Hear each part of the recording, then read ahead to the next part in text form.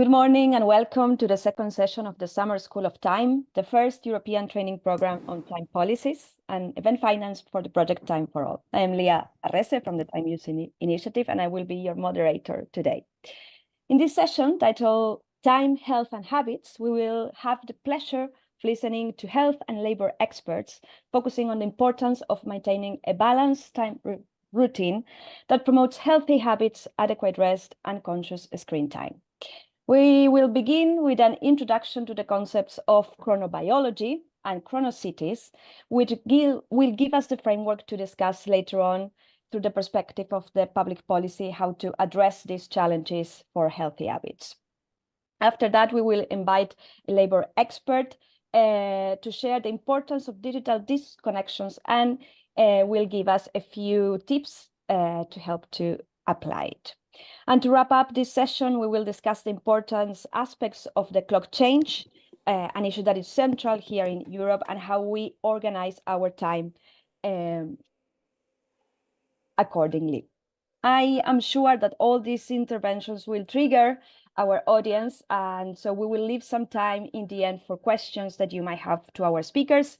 And if you feel inspired enough to post something on the social media, please do it under the hashtag Summer School of Time. As you see, we have a quite packed agenda, but before we dive in, let me quickly run through some housekeeping rules. We encourage all the participants to go in the YouTube chat and ask your questions, share your comments, and of course, make sure that you are watching on the YouTube web and not on our website to be able to interact. The session will be recorded and shared on our website and on our YouTube channel. So if you missed something or you want to retrieve it, you will be able to find it there. Now, let's move to the first part of today's event. In this segment, we'll have an introduction of the main aspects of chronobiology. And for that, let me introduce our keynote speaker, María de los Ángeles Rol de Lama, professor of Physiology and Director of the Chronobiology and Sleep Laboratory of the University of Murcia. Good morning, Marian. Can you tell us what is the biological clock? This is like a concept that we all seem to know, but in deep, we sometimes don't know really how it works. Well, I will try to. Well, first, thank you very much for your kind invitation to be here today. I will try to introduce some ideas that later Diego Golombek will nicely expose. But first,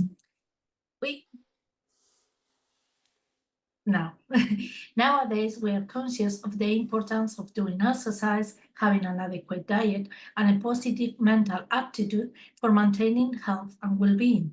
But sleep and circadian rhythms are also important, not only by themselves, but they also determine at which moment of the day we feel more comfortable to be physically active or mentally active.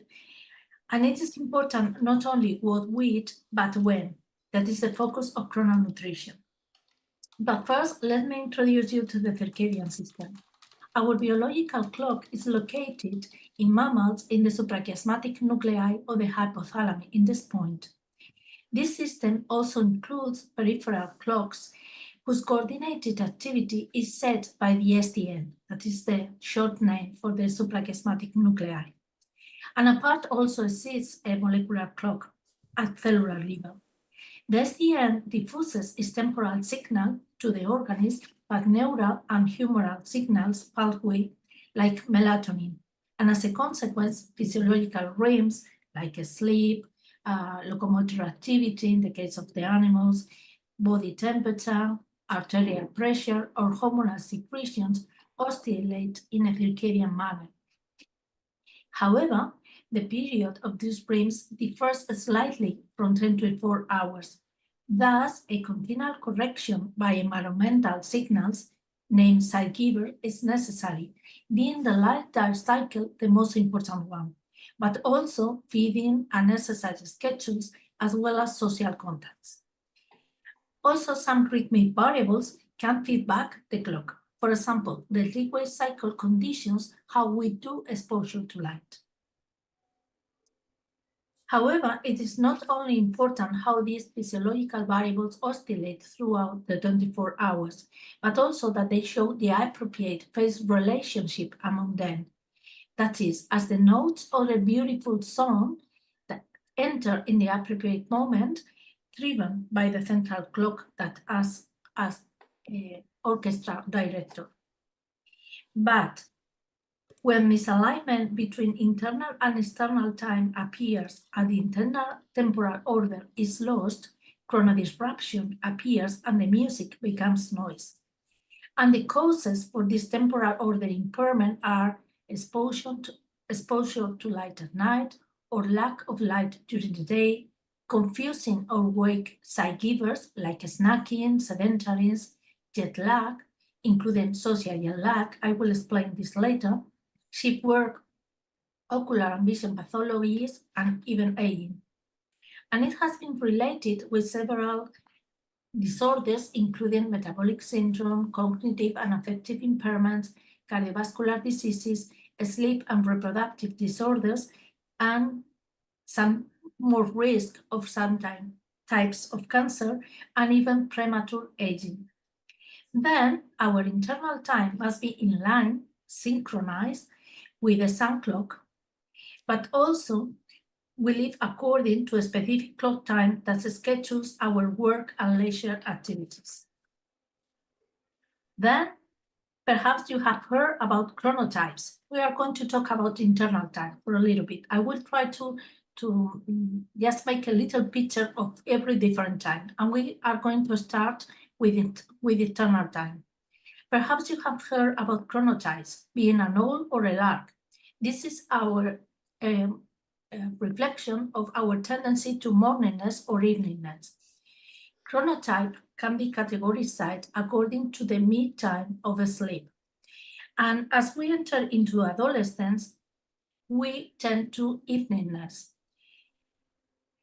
However, when we are young and when we are getting older, this tendency is inverted and we tend to morningness.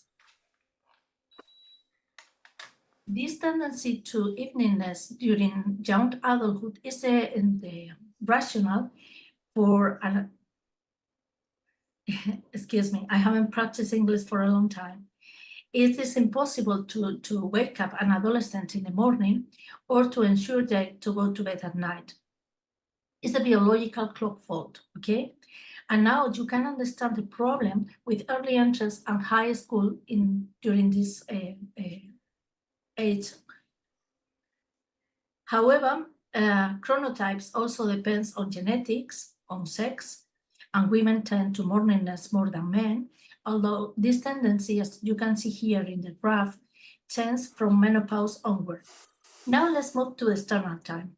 Light has the capability of moving the clock hands. Then, when we receive light during the morning, our biological clock will advance. But after sunset, light informs it is daytime to the clock, and it shifts the clock later, delaying sleep and then melatonin secretion. Melatonin levels are low during the day and increases during the night, but also darkness is needed, since light inhibits melatonin secretion. And in this sense, light color is important. Those lights with a high blue component, cool lights, are more effective in suppressing melatonin than warm or reddish lights. Then, blue light should be avoided during the night and at the end of the day, but not during the day. High intensities produce higher melatonin inhibitions, and the same occurs with exposure duration. The longer, the lower melatonin secretion. Light also affects sleep. When sleeping with light on, sleep is more fragmented and superficial, so let the night to be dark. Besides, light during the day protects melatonin secretion if we receive light during the night, but also is necessary to maintain circadian synchronization. It is recommendable to expose yourself at least to 2 hours of brilliant light, just by being outdoors. And do not forget the capability of advancing or delaying the clock depending on when we receive the light. So avoid the screens at the end of the day. Yes, to recommend on work schedules. If we compare Germany, that have the same official time as in Spain, and we see the percentage of people working depending on the time of the day, as you can see, Spaniards enter slightly later to work than German people. However, the picture is completely different at the end of the day. The percentage of Spanish people ending work later than in Germany is considerable. And when you finish work, you want to go to the gym, to prepare dinner, to just have time with your family or whatever. But next morning, the alarm clock will ring at the same time. Imagine you enter to work at 9. You need time to commute to work, to have breakfast, get dressed, have a shower. This can last, for example, 1 hour and a half. Then your alarm clock must be set at 11:30. Then, considering the recommendations for sleep duration according to the National Sleep Academy, for an adult, 1 hour more for a teenager, we should go to sleep no later than 11:30. But perhaps the movie you are watching in TV is too interesting to miss the end. And because of the prime time in Spain will end late in the night. So you reduce your sleep time, and this situation is repeated during working days. You generate a sleep debt, then you try to recover by sleeping more during the weekend. But the sleep debt is not recovered, and the consequence of being sleepy day by day will not disappear. If you are a young adult, maybe you also will feel identified with this situation. These data are from our lab. This is an actogram that represents the activity rest pattern one day after the other. In orange, is marked the sleep period, and the darkness in green. As you can see, this is a Sunday, and this is Saturday, and this is Sunday. I can see it because he goes to sleep in the middle of the night and gets up in the middle of the morning, and the same occurs on Sunday. But then comes Monday, and the clock rings, and he gets up and is short of sleep during the day. The process is repeated on Tuesday, Wednesday, Thursday, and he is so sleepy during the week that on Friday cannot attend to the first morning class. And the process again repeats for next week. When the midpoint of sleep during working days differs on more than 2 hours with that for 3 days, you are suffering from social jet lag. And as a consequence, irregular sleep patterns are associated with poorer academic performance.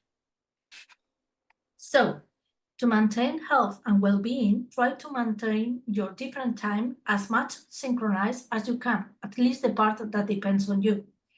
Try to be regular in your habits and increase contrast between day and night. Thank you very much for your time. Thank you very much, Maria. That was super interesting. I especially liked this metaphor that you mentioned of the chrono disruption is when the music becomes noise. So that's a good way of explaining why it's important to maintain, as you are saying, these regular habits. Now, and following Maria's introduction to chronobiology, we have the video of Diego Golombard, who is a plenary professor at the University of San Andres in Argentina, and a senior researcher and director of the interdisciplinary time laboratory Litera. He will develop further these concepts of chronobiology and presents the idea of chronocities. The video, please. Hello, I'm Diego Golombek from Buenos Aires, Argentina, and I'd like to tell you about the circadian city or the chrono city. In other words, why should we talk about time and the city? Because we are very accustomed to imagine, design, and live our cities in space, right? That's urbanism, that's architecture, that's transportation. But our planet our bodies and our cities live in time. Talking about our bodies, why is that? Because we have a clock, a biological clock that tells us when to do certain things, when to be active, when to rest, when to take medication, and so forth. That's called a circadian clock because it measures time in the framework of days of 24 hours, right? The thing is that our 24/7 society tends to break the biological clock. And we live something like in the garden of the forking paths that Borges imagined many years ago, right? We tend to switch from diurnal to nocturnal people, or to sleep more in the weekends and so forth. So we do have disrupted rhythms. We have changes in fatigue. We have a decrease in alertness, and that brings a hazard to health in particular. And the best readout for knowing that we are in the garden of the forking paths and breaking our clocks is sleep. We are sleeping less and less. We tend to sleep 1 hour less than 50 years ago and 2 hours less than 100 years ago. And if the recommended amount of sleep is 7 hours per night, at least, losing 1 to 2 hours is a lot. And we could actually play a game here. If we continue on this path, I can tell you that by the year 2758, we won't sleep anymore. No, don't worry, that won't happen. So the question is, so what? What happens if our cities don't take time into account? A lot of things. Of course, we'll be sleepy. And if we are sleepy, our mood will not be very good. We'll be cranky. So our relationships will be very bad. But also we'll gain weight. We'll become fatter because our metabolism will change. Also, a good circadian rhythm allows us to learn more. And also our heart, our immune system are better. And our accident rate is directly related to the amount of sleep that we lose. And actually, we have calculated that the economic effects of disrupting circadian rhythms, in particular sleep, are high, between 1 to 3% of a country's GDP. That's a lot of money. So what? Okay, let's go for it. Let's think about 5 policies for chronocities. First policy, the simplest, asking what time is it? We have 3 different times in terms of chronocities. Our body has a biological clock, and it will tell us, well, you slept, you didn't sleep, it's good for you to go outside and run or to take an exam or whatever. That's the body clock. But also, we have the planet clock. It has to do with the rotation of the planet around its axis, right? And also, we have a political time, which would be the city or the nation time. And we have 2 public policies to be very aware of. One is time zones. If you take a look at the map of time zones, it's not rational at all. It's absolutely political. It does not take into account the geography of its time. We should go back to natural time zones, meaning that at noon, the sun is exactly up there. So let's revise time zones. And then many cities, in Europe in particular, tend to switch between summer and winter times, thinking that they do save a lot of energy. That's not true anymore. The recent calculations mentioned that the energy saving due to daylight saving time is marginal, is very low, but the effect on health is high. The week after you switch your clock from summer to winter, from winter to summer, is the week where you have more car crashes and more people being hospitalized, because we do feel that hour that has been lost or recovered. So we shouldn't go back to switching between summer and winter time. Second, public policy, light. Light is the gasoline of our biological clock and of our mood. So we need a lot of light during the day, both outside and inside our work, our houses, our schools, and very little light at night outside. That's called light pollution, right? And light pollution affects humans, of course, but it also affects animals and plants, right? So we do need city lights, of course. We have to be safe, but we have to devise and design those city lights in a biological way, thinking of not disrupting nocturnal life.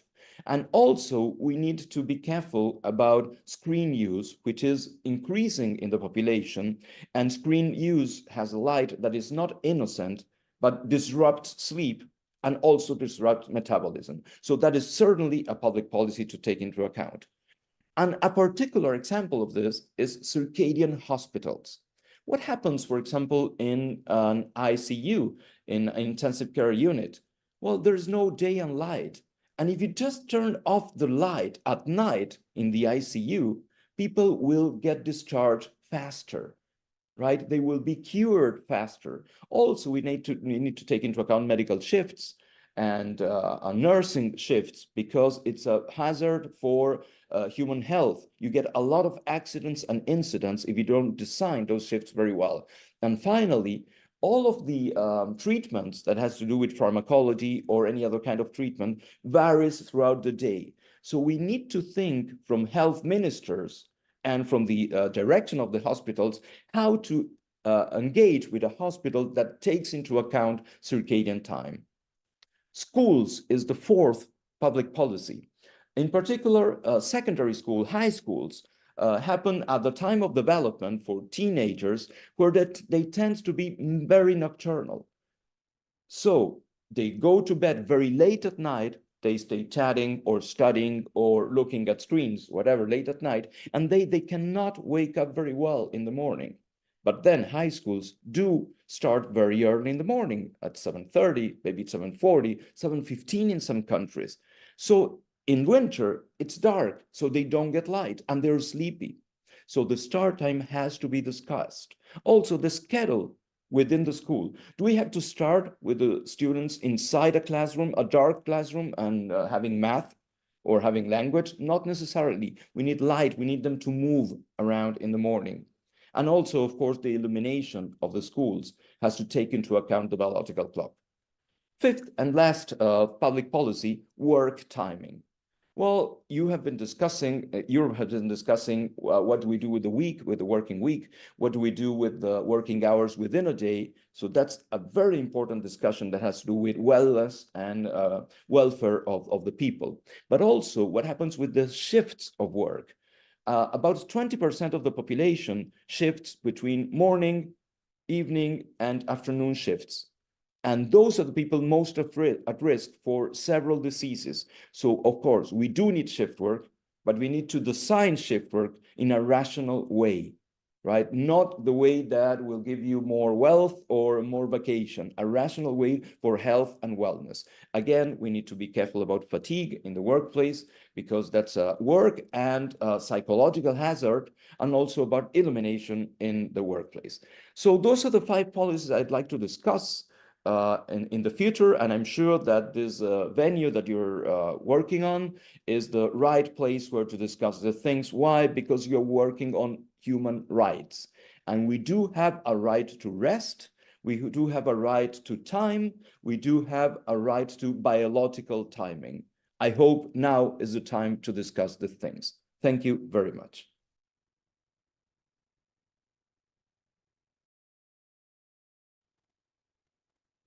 How interesting all these many important points that Diego Goldberg has risen. I would say time zones as a political thing, it's something that we will discuss further in this session. But if you are interested in knowing more about working schedules and the reduction of the working week, please stay tuned for this afternoon session. And now that we have set the framework and we have a clearer idea of how our biological clock works and how habits affects our health, we will open now the space to analyze what is the role of public policy in this matter. And for that, I am pleased to introduce Hans Harke, the project coordinator of mental health policy at the EuroHealthNet. Good morning, Hans, welcome. And could you please tell us a little bit what's the mission of EuroHealthNet? Yes, thank you very much for the invitation. We're very happy to be here. EuroHealthNet, we are an organization comprised of now 78 member organizations all across Europe. We had just recently joining more members, so this map isn't even the current one anymore, simply because we had very recent joiners. Our members are public health bodies and research institutions all across the EU and the European regions. And we work predominantly on topics related to health, equity, and well-being. Now, we're just a second. Yeah, there we go. We work across 3 different thematic areas, which are practice, policy, and research. So we have a research team that works together with our members in bringing the research that they conduct into practice, making sure that policies on both national and European level are informed by the best available evidence. We have the practice platform, which works on implementing research in practice and translating different good practices from different fields in the health sector to other countries, so that we can make sure that we learn from different European countries and use what they're effectively using in other countries. And then policy, which refers to mostly also our advocacy work and monitoring what is happening in the policy on the European level in policy, specifically in health. As our work is focused on improving, sustaining health and reducing health inequalities, the topic of time is very important to us, because just as with health, with time, there is not just one area that you need to address, or one policy area that you need, but it's really a cross-cutting issue. Work policies affect health, school policies, education policies affect health. And I will talk about how this is very similar in policies that affect time. And maybe just very briefly, I'll give you an overview of the projects that we're currently working on. So we work on projects related to health equity, mental health, which is my portfolio, non-communicable diseases, digital inclusion, the climate crisis, of course, prevention and promotion, and then also health over the life course. So this is a little bit about what we do. That's fascinating, Hans. And now, kind of connecting with what we have learned so far, why and how can public health policies address the challenges of unhealthy habits that we regularly post in our biological clock? Yeah, I mean, as I mentioned, actually most of the policies that affect health, or many of the policies that affect health, are not necessarily primarily geared towards health. So I put together a short overview, because there are many policies that are important for this topic. I'll be briefly talking about the Working Time Directive of the EU, and also the right to disconnect. So maybe just also briefly for people to know who are not that familiar with EU lawmaking, there are different sort of legal documents that the EU can issue. One of them is a directive. A directive, as opposed to a regulation, sets forward goals that European member states need to achieve. But the way they do it, the way they implement this legislation, is mostly up to them. So what you see here, the points that I will talk through now, those are goals set out by the EU that countries have to achieve, but it's very much up to them how they do it. So the Working Time Directive from 2003 states that people will have to have a minimum daily rest period of 11 consecutive hours per day, so per 24-hour period. For each week, every worker is entitled to a minimum, in addition to the 11 hours I was just talking about, of uninterrupted rest period of 24 hours. So people are not fully entitled to a full weekend, but at least to 1 day off. Every worker is entitled to a rest break if the working day is longer than 6 hours. The average weekly working time should not exceed 48 hours.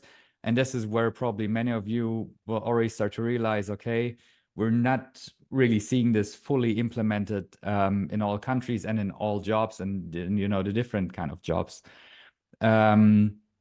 There should be a paid annual leave of at least 4 weeks for every worker in the European Union.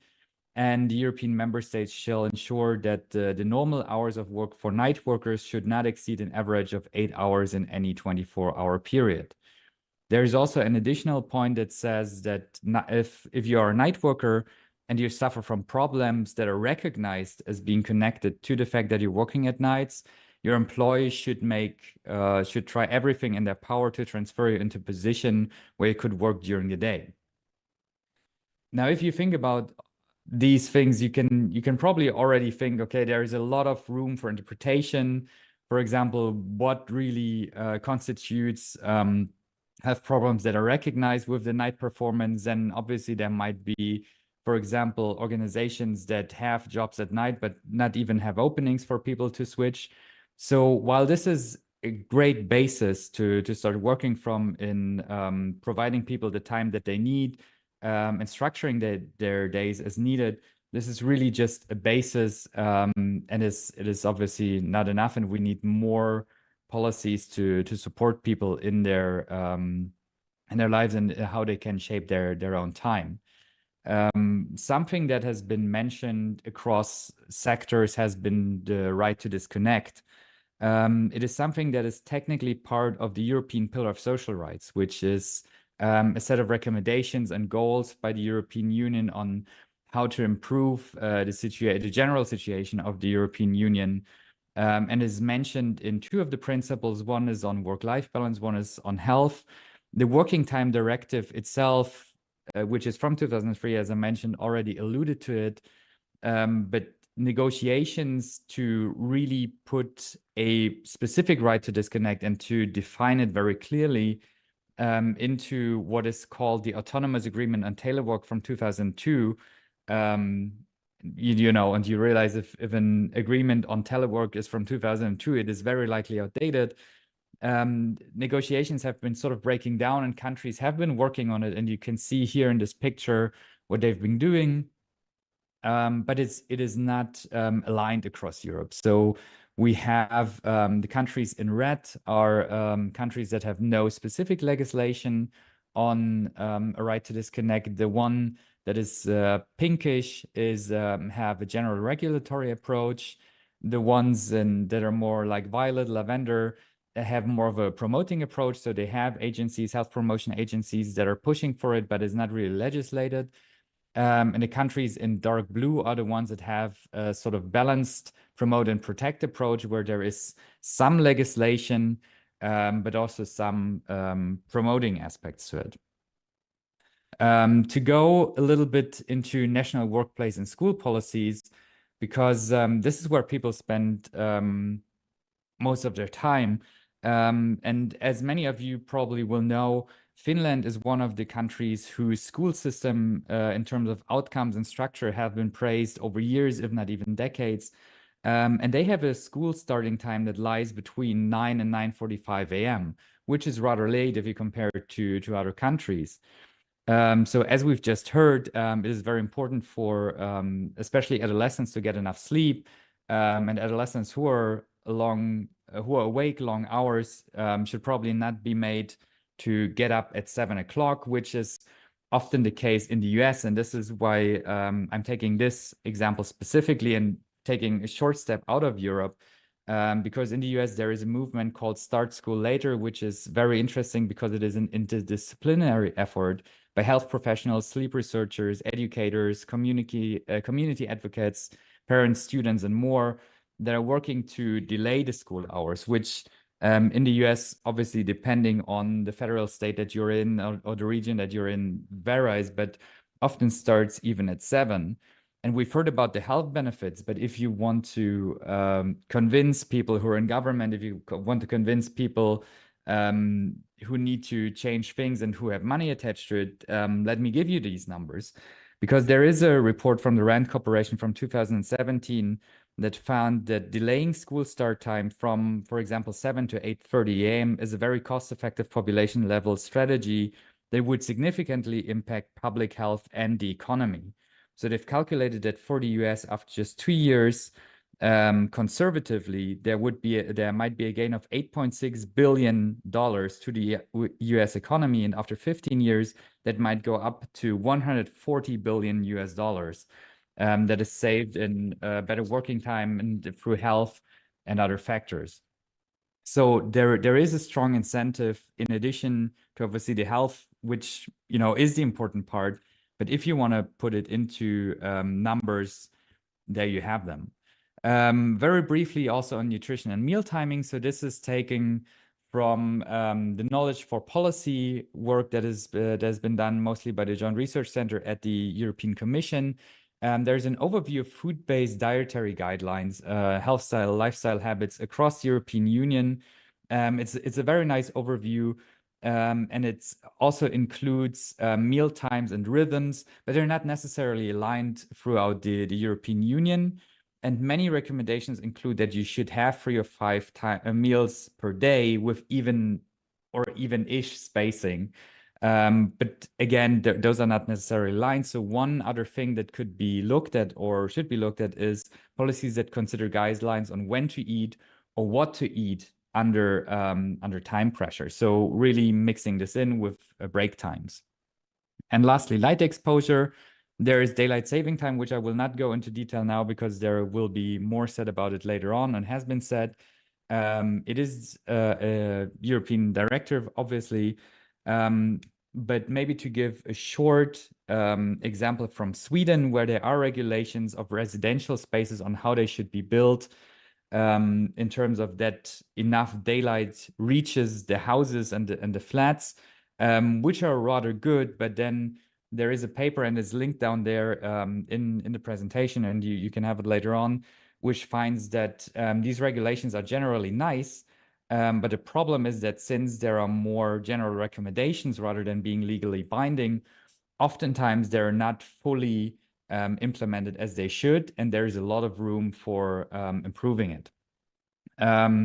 So to sum up, I've been going through a lot of different topics. What is really needed are cross-cutting policies that go through health, education, work, finance, sports, culture, and even more, to really support people in using their time beneficial to them, and beneficial to their health and beneficial to population health. That was great, Hans. Thank you for taking us to all these different countries and their concrete examples, because I think that's the perfect way to show us around how we can also do better. And as you were saying, having better hours, working, school times, and also, of course, taking into account all the light exposure and biological habits will not only benefit our health, but also our economies. So we have a very strong argument to go towards this.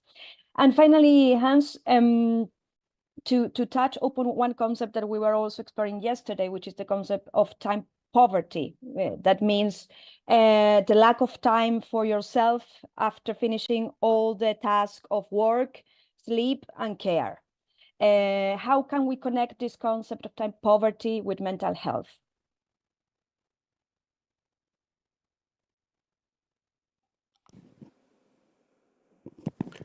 Hans, you're muted. You have to mute your microphone, Hans. Sorry. I had just muted myself. Apologies for that. So on time poverty and mental health, I would just briefly speak about time poverty in general, which can result from heavy workloads, long commutes, unpaid domestic work. I will go into this in detail towards the end, specifically through caregiving responsibilities. But time poverty also includes a subjective sense of being overwhelmed due to constantly feeling rushed or pressured. So even if you reach that point where you have some time and you say, okay, I can finish this and that tomorrow, and now I have a few hours to myself, this often still lingers in your mind, and you know, okay, I have to do this. And there's this constant pressure, which can then lead to higher levels of stress, burnout, self-neglect, and also income poverty, because you don't really have the time to work more. And as well as less healthy food choices, and a lack of exercise. And there's a very nice overview in a paper published last 2020 in Nature Human Behavior, which shows all of these different drivers of time poverty. So we have, on the one side, we have societal drivers of time poverty, which is the acceleration of daily life, right? Some people have multiple careers. There's modern technology, again, this sort of right to disconnect and to disconnect completely from your work when you turn off the laptop. There are now sort of ideal worker norms, so this always on mentality, having busyness as a status symbol, and some people calling leisure even wasted time, which is not. There's a lot of research that says leisure is very much important. So please don't let people tell you that. The organizational drivers of time poverty, so the change of work, it's more complex. Changes also in work structures. We have much more fragmented work time sometimes, especially if you work at a desk job.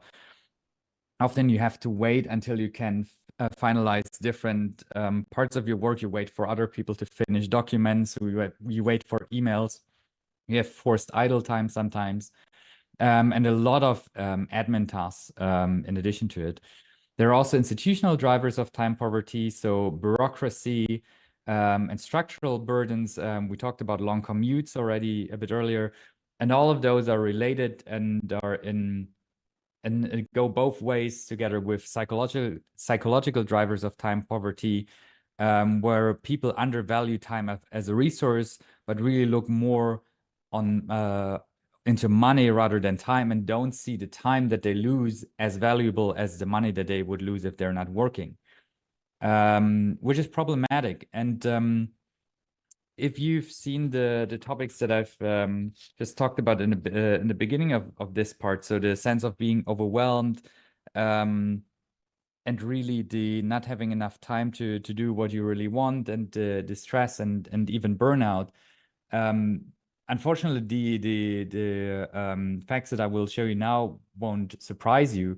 And I give you a short overview. For example, there was a very large study in Canada with more than 10,000 people, where they found that the effects of time pressure alone, and we're not even talking about time poverty as a whole now, had detrimental effects on job satisfaction, on life satisfaction, on work-life balance, on satisfaction with the non-working time, so your life, psychological stress, self-perceived health, and sleep quality, which just is massive. And those were, some of them are smaller effects, but many of them are in the medium range, which on a population level is a massive outcome.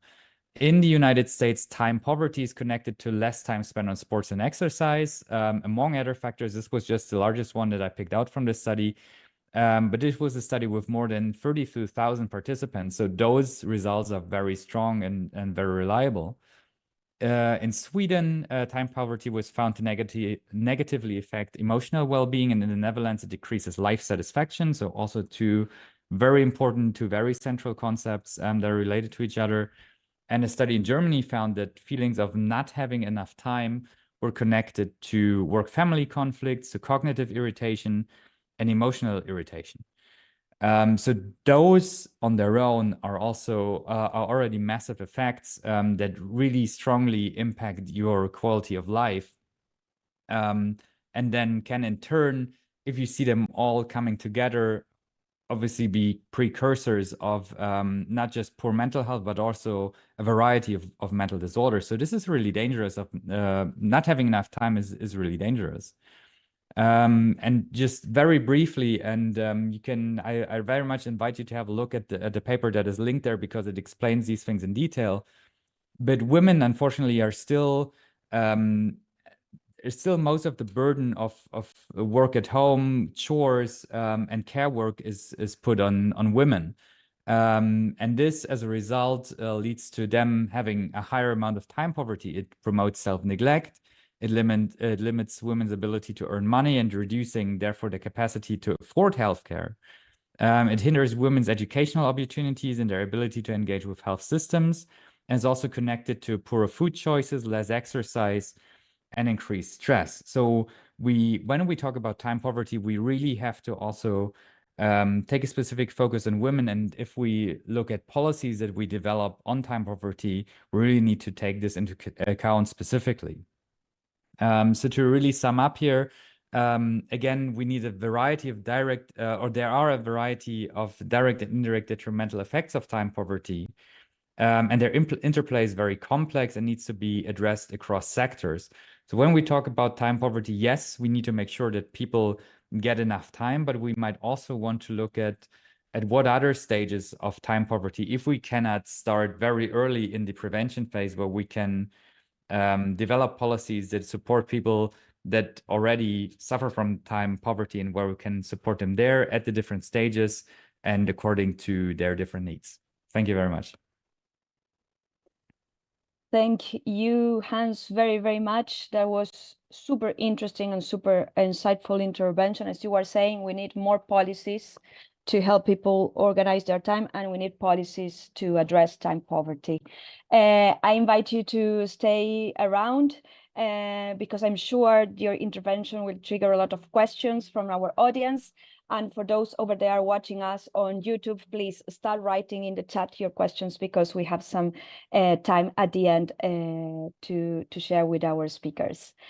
Now, let's move to the third part of this event where we will dive into another aspect that affects a lot our habits and our health, and that is the time that we dedicate to screens. And for doing so, I invite Nuria González Manzano, Analyst Coordinator of the Labor Relations Council of the Generalitat de Catalunya. Nuria, why is it essential to disconnect from digital devices after certain hours, as we were sharing before? Thank you, Leah, for your question and presentation. First of all, I would like to thank the youth initiative organizers for letting us the opportunity to take part in this session and give us the opportunity to share with all the participants today about the Relations Council contribution. So let me share with you a short presentation to reinforce some of the main ideas I would like to share with you today. To your question, why it is essential to disconnect from digital devices after certain hours, I will answer that it's vital to disconnect from them for several reasons. Primarily, focusing on our health, but also because we need a work-life balance and overall well-being. In fact, digital disconnection must be seen as a right. From my point of view, in Catalonia, we have a regulatory framework which makes sure that digital disconnection is a right for workers in order to ensure respect for the rest time, leave and holidays, as well as the workers' personal and family privacy outside working hours. So, as you can see in the slide, under the parameters set out in Article 88 of the Spanish Organic Law 3/2018 of 5th of December, companies must draw up an internal policy addressed to the workforce, which includes managerial positions. This internal policy, after a meeting with the employees' legal representatives, must define the arrangements for the exercise of the right to disconnection and the training and awareness-raising actions for staff on the use of technological tools to avoid risks such as information technology fatigue. I should like to raise 2 points, which I consider are especially important here. As I said before, this digital disconnection must be seen as a right, but this right also entails an obligation for workers when we are talking about labor conditions. To exercise this right and ensure it is effective, we have to follow the disconnection policy of the organization, and this fact should imply disconnecting from digital devices after certain hours. To promote a work-life balance, it's essential to have clear boundaries between work and personal life. When we're always connected to work through emails and notifications, it becomes really, really hard to fully disengage and relax, which can lead to burnout and decreased job satisfaction.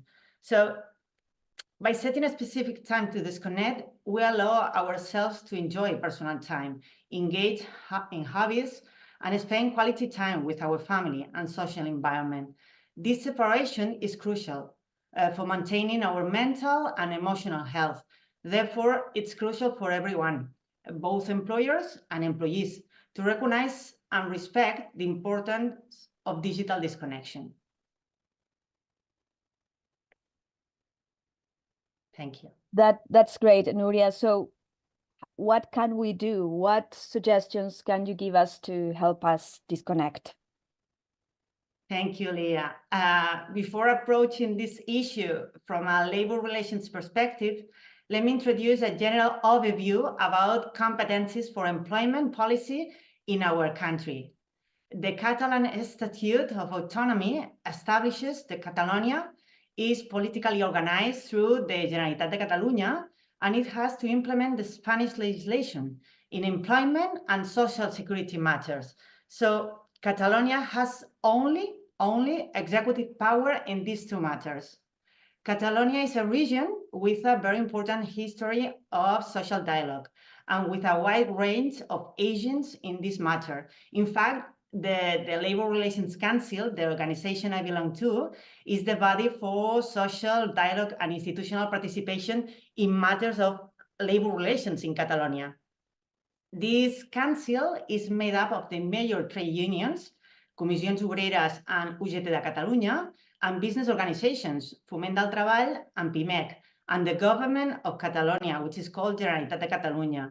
Bearing in mind this challenge of digital disconnection at work, the Labor Relations Council decided to work on it and agreed on guidelines to address it.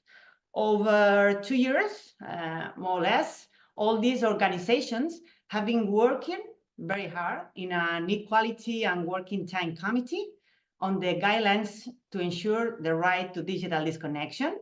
And finally, on the 7th of November, 2023, they were presented to experts and companies. As I said at the beginning of my speech, helping people disconnect from digital devices after work hours is crucial for their well-being and productivity.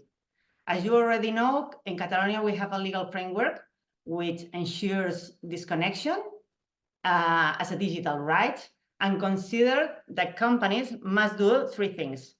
First, we have to draw up an internal policy to guarantee the right to digital disconnection.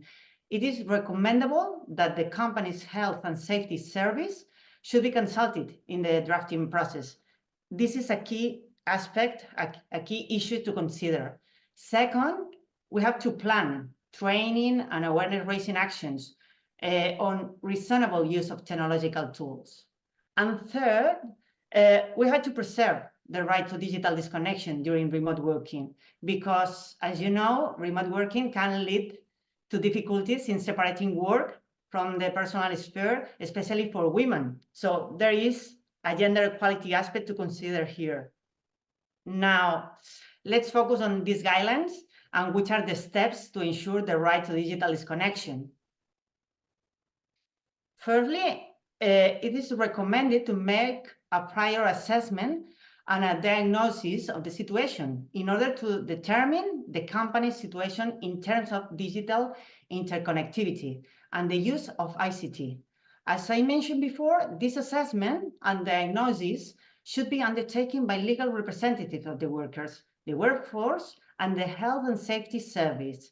This analysis should include information about all the issues shown in this slide. There are many. All these factors must be examined, incorporating the intersectional and intergenerational perspective, paying attention to gender and age in order to understand the situation in the company. As you can see in this slide, the first 5 are all related to timing and how it is organized. Then we have the following 3 are all related to communication and teleworking. And then the last 4 are more managerial and union interests. So secondly, we have to continue, we have to focus now on the scope of application. The policy to ensure the right to digital disconnection applies to all the employees of the company, including managerial positions. The limits of the working environment are not determined by the physical workplace, the working hours, or the type of employment relationship with the company. The arrangements for the exercise of the right to disconnect must be defined according to the nature and the object of employment relationship, and taking into account the sector and the activity. So lastly, and depending on the results of the previous assessment and diagnosis of the situation of the company, the policy to guarantee this right may include actions and measures related to these areas. I'm going to share with you. As you can see in the slide, we have 6 different areas. First of all, we are talking about commitment and organizational culture, such as behaviors and values we had to bear in mind. Also, we are talking about communications, which includes such things as identify common communications factors and practices in the organization to improve the right to digital disconnection. But also we have urgent communications. For example, it's irrelevant, important, it's a key factor to identify which situations are urgent and define which are the channels involved.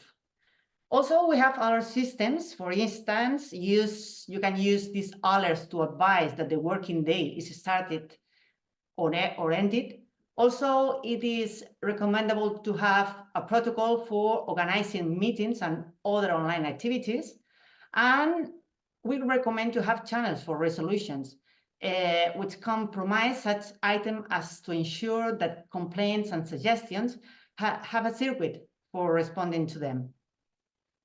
So, moreover, and in order to implement any company disconnection policy, it's relevant to inform the workforce and provide training and awareness raising. I would like to illustrate this point by showing you different examples. As you can see in the slide, we have a block called information, communication, and dissemination. This is an important part of the policy in a company. Also, we have to provide training about digital tools and how we can minimize negative effects. And also awareness raising actions are required too. So in addition to this, I would like to reinforce that the fact of the company should promote a mechanism of monitoring, assessing, and reviewing its digital disconnection policy is compulsory. The monitoring committee should made up of company representatives and workers' legal representatives. It's important to bear in mind both.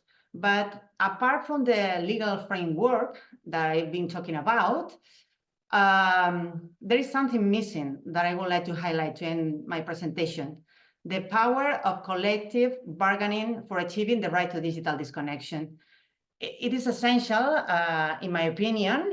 It's an essential factor and the best tool for guaranteeing digital disconnection. Despite the scope of negotiation, company or sector, clauses should be negotiated via collective agreement.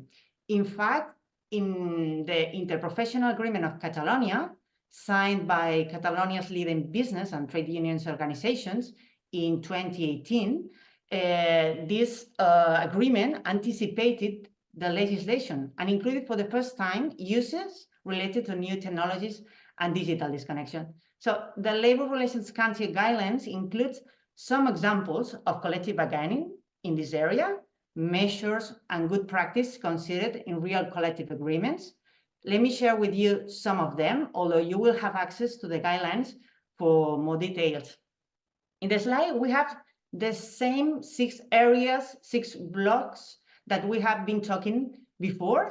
First of all, we have commitment and organizational culture. Here, we want to promote a positive culture of time in our company. Then we have communication.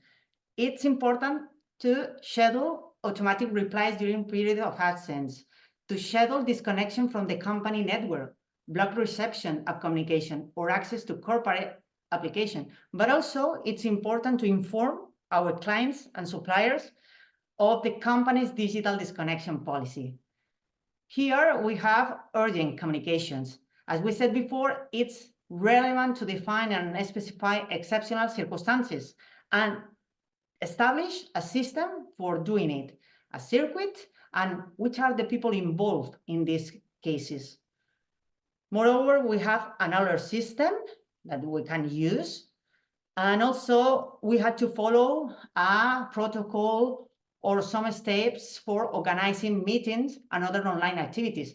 It's important to take into account the availability of people when you are scheduling meetings and promote voluntary attendance. by employees to meet outside working hours. And at least I would like to share with you that also it's relevant to have channels for resolution. When we are talking about this kind of channels, we refer to whistle-blowing channels, and also to create a system of safeguards.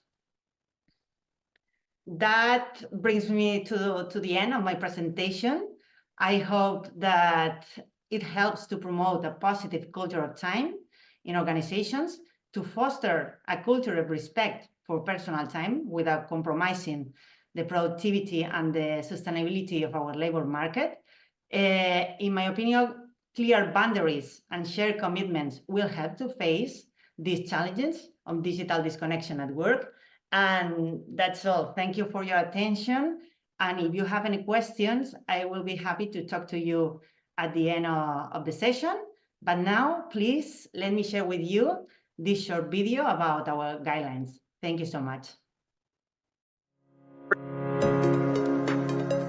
Hello, I'm Diego Golombek from Buenos Aires, Argentina, and I'd like to tell you about the circadian city, or the chrono city.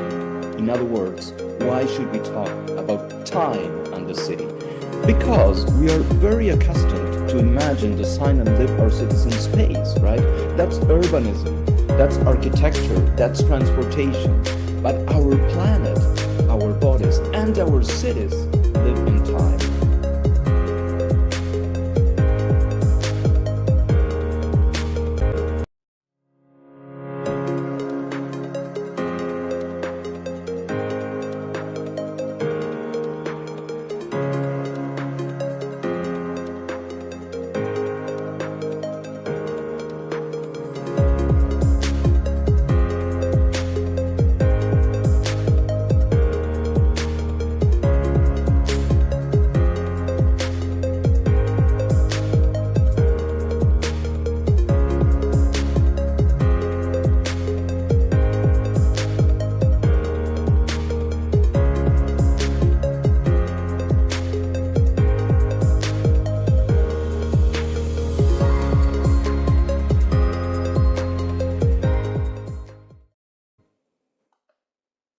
That was brilliant, Nuria. Thanks a lot, and also very useful. I'm sure many of us will share some of these suggestions with our working environments with convincing arguments. And as you were saying, to have a better organization of time, we should involve every actor of our society, public, private, associations, unions as well, with a collective commitment. So that was quite insightful. And now, to wrap up our session, we also believe it's crucial to discuss the issue of seasonal clock change, hot debate here in Europe, and something that was slightly mentioned before about the natural time, the different time zones we are in. And for that, I am happy to welcome Ariadna Well, a member of the International Alliances for Natural Time, YANT. Good morning, Ariadna. Can you tell us a little bit about what is YANT, what are your proposals, and what might be the benefits of ending with the summertime and the clock change? Micro, Ariadna.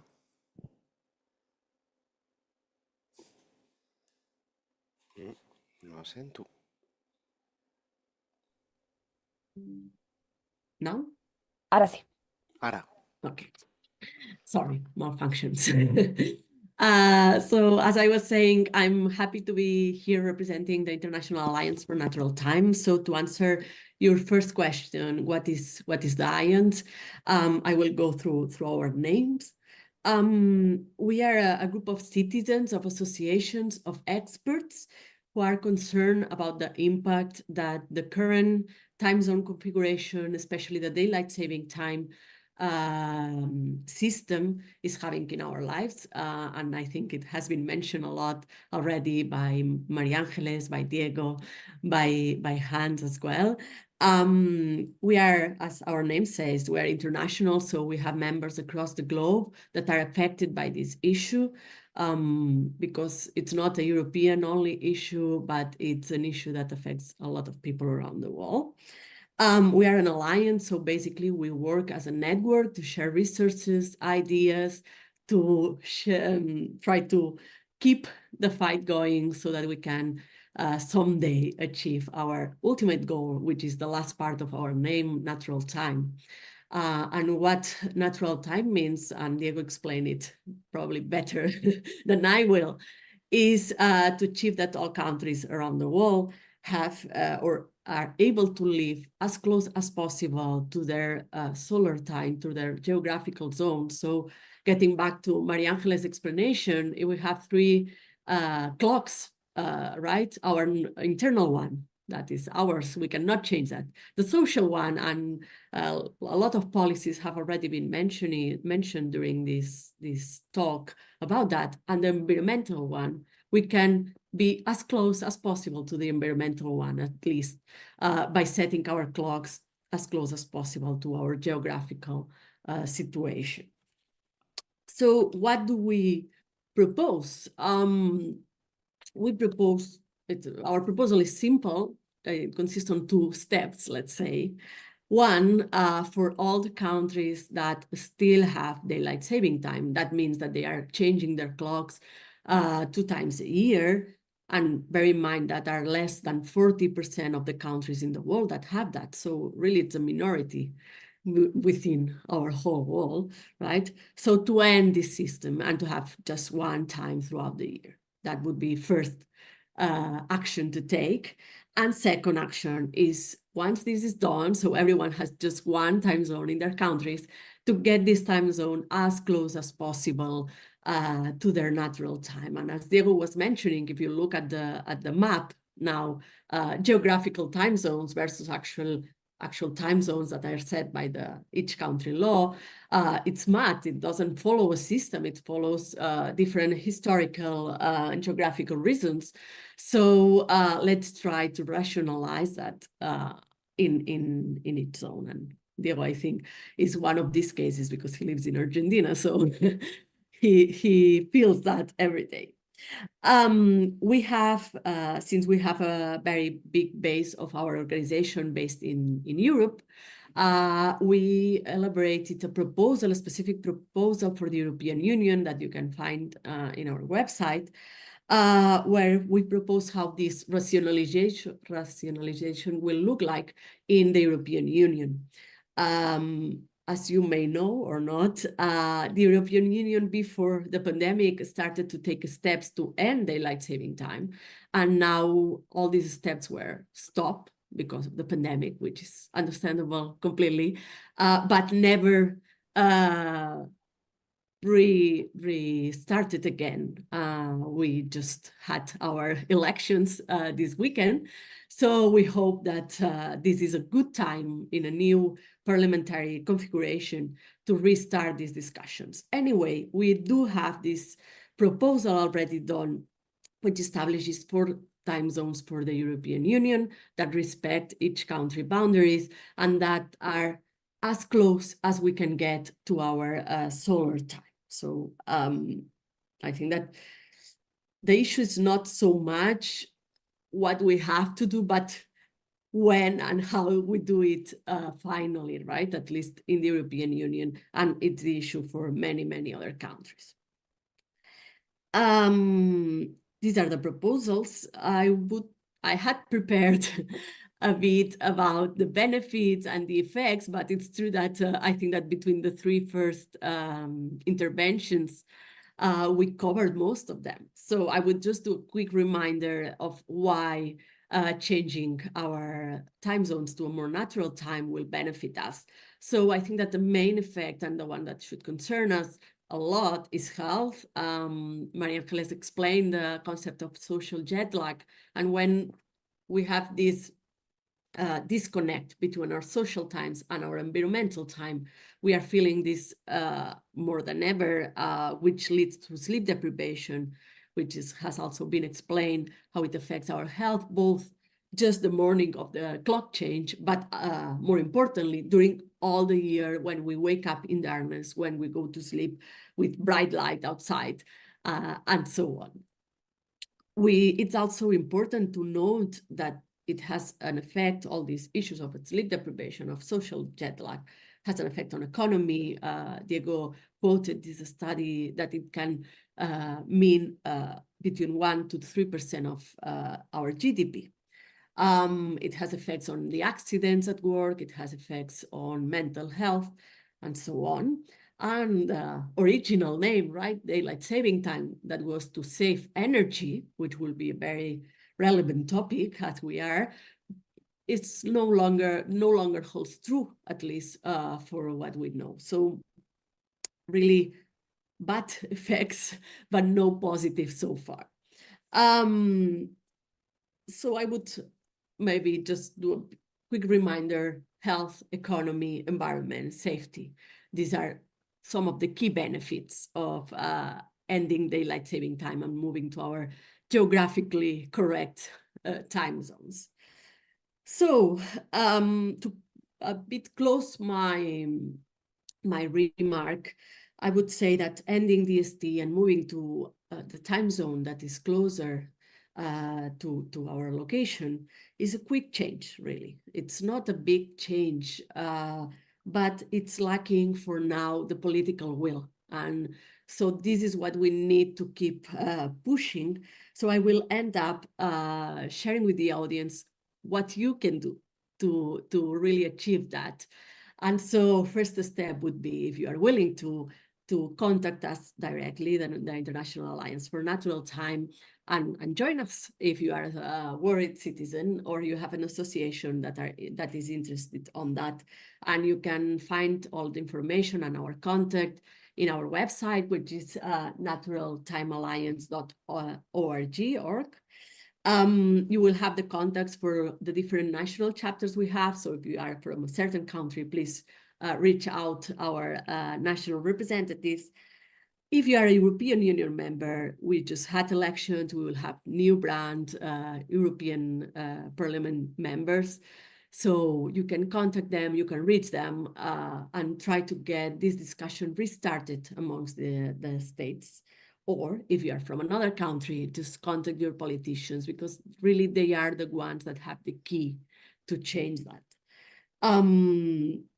So I hope I was clear. I don't know, we have Q&A later, so I can dive in a bit on our proposal for the European Union or other proposals we have. Thank you very much, Ariadna. That was super interesting. And as many of you were mentioned, there's a lot that depends on the political will. And thanks for sharing with us some ideas on how to influence on that as well. And now I would like to invite all of our speakers to join for this last section, which is the Q&A section. We'll open the floor now for questions to the audience, and we invite you to write whatever comment, idea, thoughts you would like to share with our speakers in the YouTube chat. In the meantime, I can, of course, always start to make the ball roll if we don't have any questions so far. Let me just check. Seems that we are free for now, but I would just want to ask each of you if you could briefly share what do you think are the biggest challenges that we have in, on the one side, promoting these healthy habits or promoting this end of clock change, or as Hans was sharing, in advancing with new public policy. Which are the challenges that we have as a society, and how can we face them? Maria de Los Angeles, if you want, we can start with you, that you are the first one. Well, I would say it is important formation, society formation, and scientific divulgation, because only people know the consequence of having our clock stress, let's say, will demand changes on policies. And it's the society who should demand these changes. And I think then it is important this kind of options, like the one you have prepared with this summer school, in order to introduce the society to the circadian importance in our life. Yes, indeed. Actually, that's one of the goals that we have with this summer school, which is raise the awareness of the importance of being familiarized and also taking action with these different topics. Hans, what do you think are our biggest challenges now for promoting this change? Yeah, I mean, I absolutely agree with what's been said, really making sure that people in power understand that there are differences in chronotypes, circadian rhythms, and how works and timetables affect them. And I think one big point here is really to also drive the point home that it cannot be the responsibility of an individual, right? Especially if we're thinking in working times, it might be a little bit more flexible. But if we're thinking, for example, about school children who do not have a choice, they have to be at school at whatever the school says they have to be there. And they cannot just adjust their sleeping rhythm if it is different. And really making sure to show that, you know, it's not just lazy students, because people like to portray that sort of portrait of especially adolescents. To make sure it's really not on them, but that we really need a system change there. And yeah, again, not putting the responsibility on the individual and arguing for an evidence-based change of the starting times for both work and especially schools. That's great, Hans. Nuria, what can you tell us? What do you think are the challenges we have ahead?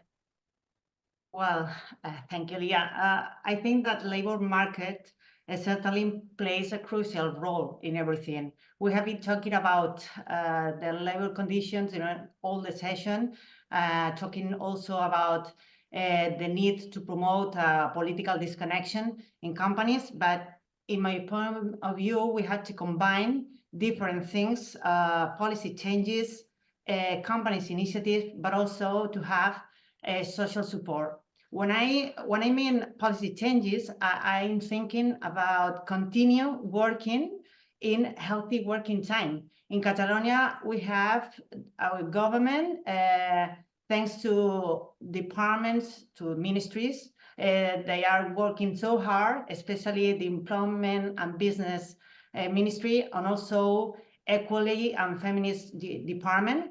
They are working together to promote good labor conditions, but also with boundaries between professional life and personal life. So we have to continue promoting these kind of policies and make sure that resources can arrive to workers and company. Also, another thing to consider is which is the support that companies can do in this environment. I think that we have to continue encouraging employers to create a culture of health by offering fitness facilities, healthy food options, mental health resources, and many other actions. I mean, to foster a culture of wellness in the company, because as you know, we spend a lot of hours in the office, in our work. So it's essential to have a good labor condition there, and also a mental health during all the time that we spend in this environment. And at least in the end, I want to finish my answer saying that for all these issues, it's essential to have social support, because if we have the support of our community, we will have more resources. It's important to have role models to follow, to foster habits in our wartime. So from my point of view, I will say that policy changes, company initiatives, and also social support is the key issues that we have to face at the moment. Thank you. Thank you, Nuria. That was super interesting. Yes, I am just listing what you are saying, raising awareness, policy advocacy, and new initiatives and updated ones, as we are saying before, a culture of health, mental health within our organizations, and the social support and collective commitment. I think those are keys. Ariadna, do you want to add something to this list? I completely agree with Elise. Just to add a final one, with my experience from the citizens part, let's say, trying to implement those sort of policies is that they are cross policies, so they affect a lot of departments.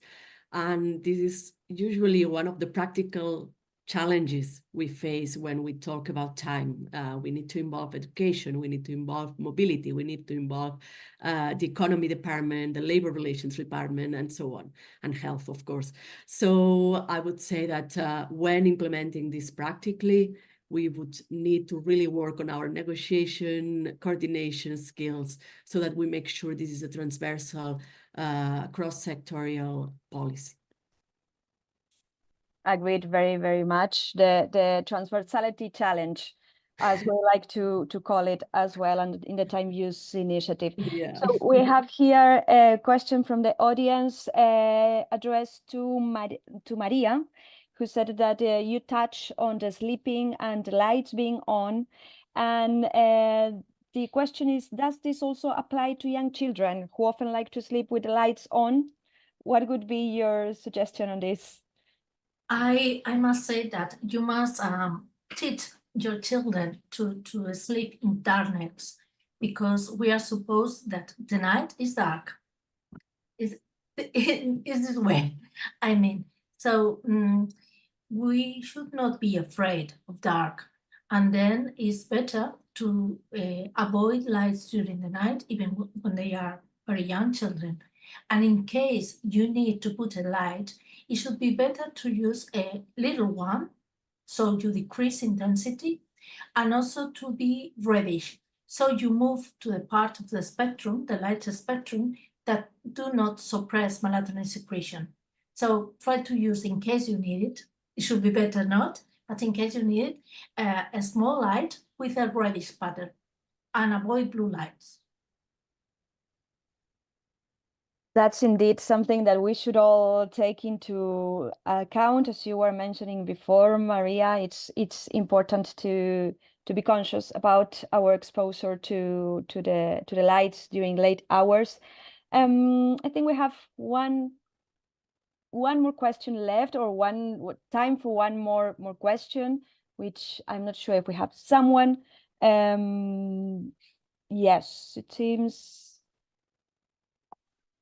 Sorry, I'm just trying to get it.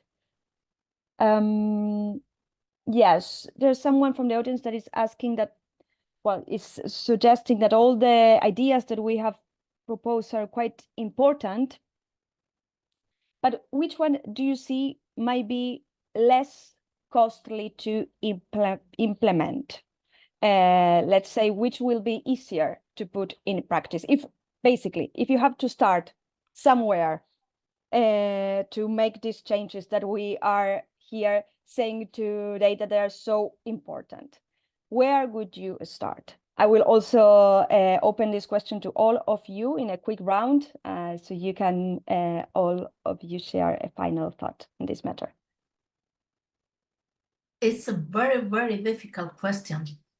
And difficult to choose, but maybe if we could, let's say, re-engage with the finishing with DST in and out, maybe the most close policy to reality, I mean, but it's a very, very difficult question. I see, yes. I just said I will choose ending with the DST. Great. I think this one already will have 2 votes, but let's move to Hans. What do you think, Hans? Where would you start to making this change?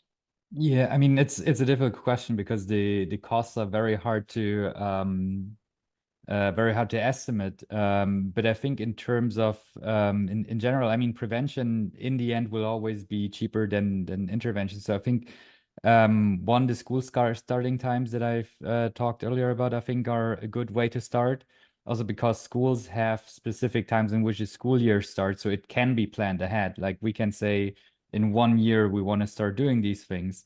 Obviously, there are some complications because of different authorities having different authority over who decides there. But yeah, otherwise the daylight saving time, of course, is an interesting one as well. And then just like, you know, we're doing now, building some sort of literacy in terms of time and making people raising awareness of the issues, something, you know, that can be consistently done at hopefully rather low cost, and both mobilizing people on the topic and also giving them some tools to adapt to the situations that they're in. Yes. I think the school's timing is a quite hot topic as well. We're having some comments also in the chat about the kind of activities that we have in the early morning for children at schools. Why do we have to start with math at like 8 a.m.? That's I'm sure a question that we all experience during our lifetime, and now probably with our children. Nuria, if you have to choose one starting point to make all these changes move forward, which would be? It's a challenge, Leah, after hearing my partners, but I will say that I will start with trying to make sure to foster disconnections, digital disconnection actions. As I mentioned during my presentation, we think that it can be applicable to any companies, regardless of its size.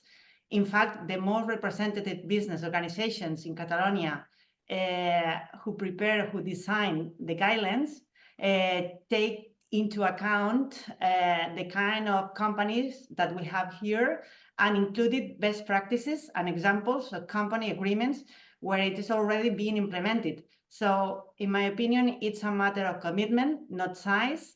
Obviously, the more resources an organization has, the more actions it can implement to carry out digital disconnection policy or actions.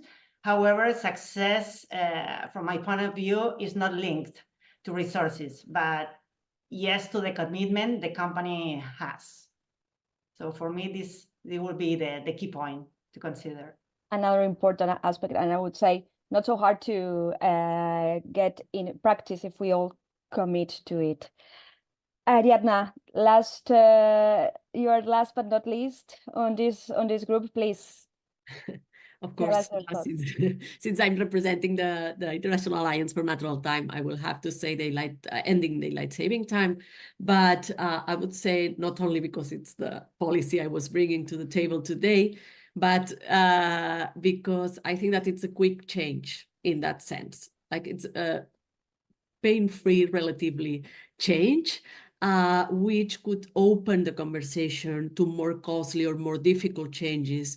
And I would agree with Hans that maybe next in line after this quick win, let's say, would be the school schedules, in the sense that I'm a new mom, so we are basically organizing our life alongside that. So definitely, I would say that daylight saving time would be the opening of a new era for our social time organization, and I would follow definitely with the school times. That's great.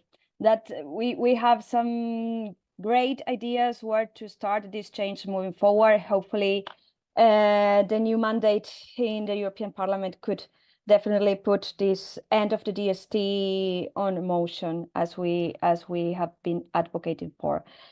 Thank you very much to all of our speakers. It was a pleasure to have you here. You are all contributing enormously to this discussion, and we hope to see you soon. And with that, I declare this session officially closed. Please stay tuned for this afternoon session that will gravitate around another hot topic, which is the labor reduction debate, the 4-day weeks versus the daily fewer hours. And tomorrow's afternoon session will be addressed directly to organizations providing tools for implementing time policies. So stay tuned. Thanks for your time and see you soon.